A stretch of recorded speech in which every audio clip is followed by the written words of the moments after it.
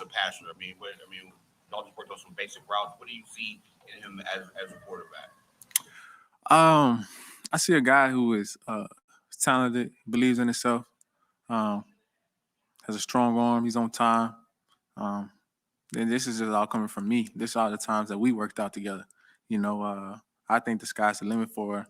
I'm gonna go to bat for him every Sunday. You know, because he's my friend. You know, so it's a different like mentality you bring when you playing for somebody that you know that's important to you.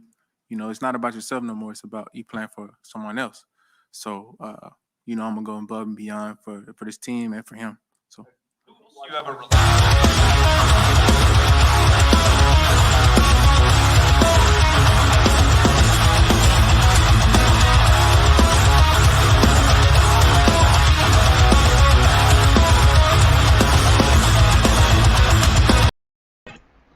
What is up, Bird brothers and sisters? Lindy End Zone is in once again for the touchdown taking the lead for the Philadelphia Eagles, one video at a time.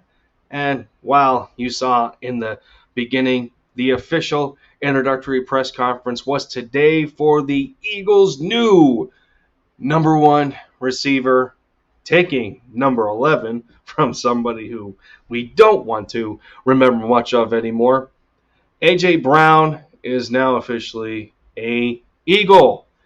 And, well, that opening clip there, gathered from the press conference, and it was asked of A.J. what he thought of Jalen Hurts as a quarterback. And, well, as of right now, you can only take it with a grain of salt tangibly from what we've seen on the field in his second year, first full year as a starter, may I add. And, well, I know the context has been blown out of proportion and it's been argued about for quite some time. But nonetheless, when you break it down into two levels, when you talk tangibly and intangibly, what this move means for not just the organization, but for the quarterback especially, it's the best friend side of it, to me,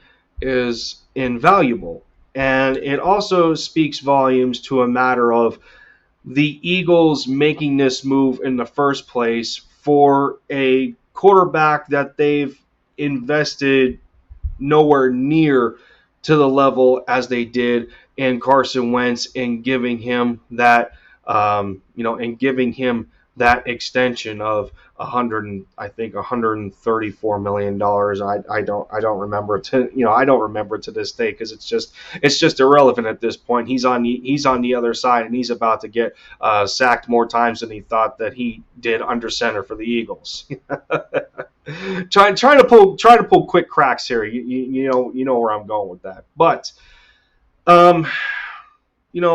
in bringing a guy like A.J. Brown to Philadelphia, it works on it's pretty simple to this point, but it comes at a multitude of levels, and we already talked about it from a tangible to intangible perspective. The intangible is the high chemistry aspect that the receiver has with his quarterback, and it has been talked about. It has been talked about in the past, and every time they hang out, they always want to get a throwing session in, or being at AJ's draft party or his daughter's birthday parties. How involved Jalen Hurts is as a person in AJ's life, and vice versa. And you already know, or you already get a sense on how that's going to translate to the field. And you just heard AJ Brown talk about it, that he's going to go to bat for this guy every time. And when you hear an outside voice talk about that in that way, who is now an inside voice because he's on your team, the type of influence that provides for the rest of the receiving group in that room as a locker room presence, as much as he is presence on the field from his skill set alone and what he's able to provide to this offense. What that means for a locker room is it's like a second to none element, to where he's a guy that he's a guy that's going to be a foundational piece, much like Jason Kelce has been a foundational piece. Lane Johnson, Brandon Graham, Fletcher Cox, the list goes on.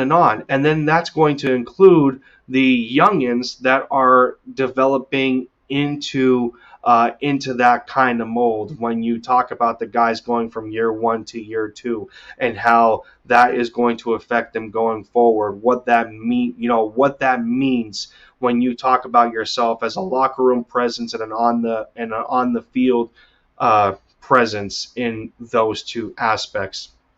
AJ provides a lot to this football team, and I think I touched on as many levels as I possibly could in that breathless paragraph as I so tried to get out. But the other thing that this reminds me of is when you talk about the intangible level. It's pretty reminiscent to me as to what we seen when Zach Ertz was still here. That connection that him and Carson Wentz had on the field, on how they felt that how they made each other tick, what they thought makes each other tick, the way that AJ talks, between him and Jalen Hurts, and that intangible element, what that provides to the quarterback, that dependability, that sense of this guy's going to be in the right place at the right time every time I look to him. So that kind of element, you would hope that it would brush off to the rest of the receiving core, and what that's going to do from a developmental standpoint, especially for our Heisman winner in DeVonta Smith, who is already a weapon in himself. And AJ is the type of receiver that we pictured, that we hoped the Eagles would get in improving the depth of that positional group. We have talked about it for how long now? We were looking for that gritty physicality type of presence in the receiver that AJ Brown is, who is going to provide a lot of yak yards, and just average, like 15 a clip, who is going to allow a guy like DeVonta Smith to not be subjected to double teams in the future.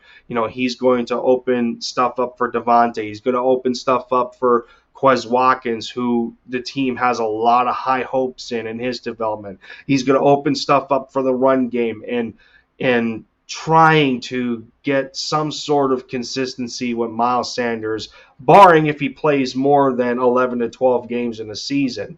And you have to wonder from that perspective, in watching the draft and seeing that the only investment that this team has put into the running back core is an undrafted free agent, when you have Miles Sanders and you have Boston Scott and Kenny Gainwell. Well, if Miles is still perceived as the number one, you have to imagine at this point in time, they're looking for him to take that next step that they just haven't seen enough. Aside from injury, there's inconsistencies with him, as a receiving back. There's inconsistencies with his decisiveness in reading the correct hole and knowing when to take the opportunity when it's given to him, especially for the offensive line that we have. And when you boil it down, the acquisition of A.J. Brown just gives the defense somebody else to have to worry about. where it's not going to look as one-dimensional as it, one or two-dimensional as it used to. And when I say two-dimensional, in terms of the passing game, because of where Miles Sanders has been as of late, really, if we think about it, the defense was only paying attention to two people when they were on the field at the same time. They were paying attention to Devontae Smith and Dallas Goedert, and they didn't put enough belief in they didn't put enough faith or belief in guys like Jalen Reagor and Quez Watkins can get open consistently. And when you are strapped offensively, you're going to end up going through too many limitations, and well, that's part of what the Eagles had to do in resorting to be more run centric instead of pass centric, which, well, in collaboration with AJ Brown now being an Eagle, that's kind of his best benefit. Coming from a Titans offense that featured King Henry as dominant as he is as a running back and a freak in nature, how run heavy they were with quarterback Ryan Tannehill and Derrick Henry and that on that 1-2 punch there, and AJ Brown being featured as the number one receiver. It's almost like same role, different city. So when he says that he is going to mesh in with this offense very well, that's where you base this a lot. That's where you base a lot of this off of. So it should be a seamless transition, so long as this coaching staff can develop an offense around their newly acquired strength on that side of the field. It's so long as Hurts continues to develop as a quarterback, which he already has his best friend going to bat for him, as he said in the press conference, and that's one of the important elements that we need to remember here is when you have developed a system of faith, when you have developed a system in belief in the players that you're leading on that side of the football, stemming from the guy that snapped you the ball in the first place. Jason Kelce has that belief in Hurts. The rest of the offensive line does. The receivers do. The tight ends do. So on and so forth. Now it's up to him to take that next step and be the leader tangibly that they're hoping Hurts to be. And this is one of the biggest steps in giving him that proper evaluation. And that's why A.J. Brown is here as a Philadelphia Eagle. But that is going to do it for this one. Let me know down in the comments on what you got out of the introductory press conference. If anything stuck out to you the most, what are your expectations going forward before all the off-season training begins? Any other concerns you might have with the receiving core outside of, well, what they're going to do with Jalen Reagor? Let me know down in the comments, and let's get some conversation going. But with that, I'm going to head out of here. Appreciate you guys sticking around and giving me some viewership. With that said, Lindy is heading out. Fly Eagles fly, bleed green. You already know the deal. Take care of yourselves, everyone. Stay safe, and I will